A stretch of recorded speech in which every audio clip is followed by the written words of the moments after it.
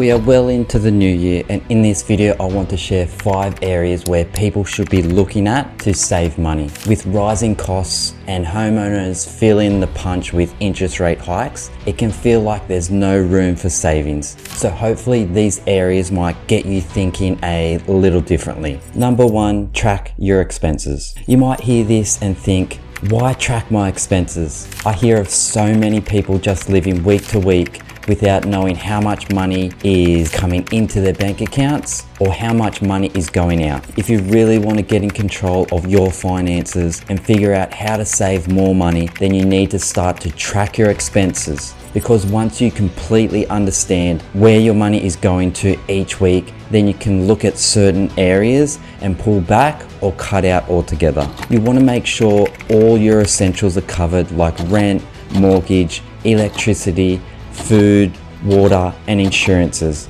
And then you can figure out what you are spending money on by going through all your transactions for the month. Make sure to write it down so you can visually see how much has been spent and start to plan for the next month's spending. Number 2, four-wheel drive obsession. Right now in Australia, I'm seeing so many young people driving around in 50 to 60k four-wheel drive truck. Now, if you have paid cash for these trucks, then that's fine. But if you have a loan of 30, 40, 60k, then you are setting yourself up for a long road of financial hardship. Payments on these trucks would be north of $200 a week. Then you have fuel costs and insurance. I'm not against people having nice cars, but for young people, I want you to understand that the best way to buy a car is with cash. Start small and don't be fooled into buying a car you can't afford. Cars always go down in value, so don't have all your money tied up in a depreciating asset. And don't buy a car where the cost is more than half of your annual income. Buy second hand and take your time and save cash for it. Just think about this, if you save $200 a week, for 1 year, that's $10,400, which can easily buy a good first car. If you save $300 a week, that's $15,600. So don't rush and prioritize 1 to 2 years worth of savings to go towards your first car purchase, and continue to save if you want to move up in car later down the track. Number 3, energy provider. As a single dad, I'm very picky with who I choose to go with in terms of an energy provider. Because 1, I want it to be cost effective, and 2, I want it to be with a company that is environmentally conscious. So each year Greenpeace do a review on which companies are leading the way in terms of sustainability. And I use this review to make an informed decision. Because if you start to understand that we are now in a transition period away from fossil fuels, and I've noticed the big energy companies that are heavily reliant on fossil fuels and gas are starting to become more expensive than those using 100% renewables. So if you haven't looked into what energy provider you are using, maybe this year might be the time to have a good look around and compare the costs. Number 4, meal prepping. With the pace of how we are living right now, finding the time to make our food and lunches for work each day can be a challenge.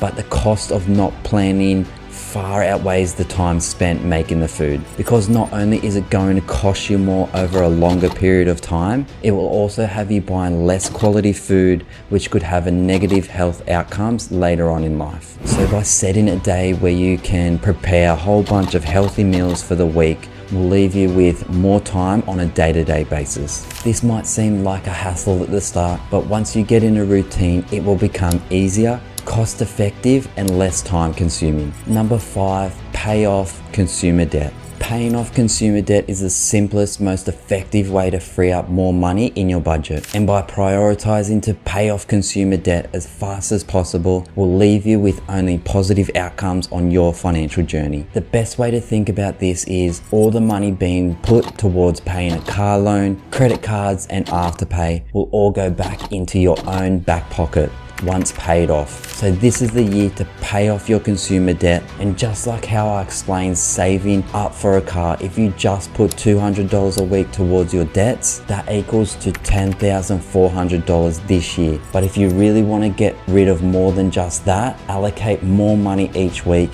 and maybe focus on the debt snowball method by paying off the smallest debt first and work your way up to the largest debt. This worked for me and I highly recommend it. If you like this video, then I think you will like this video here, and I'll see you on the next one. Peace.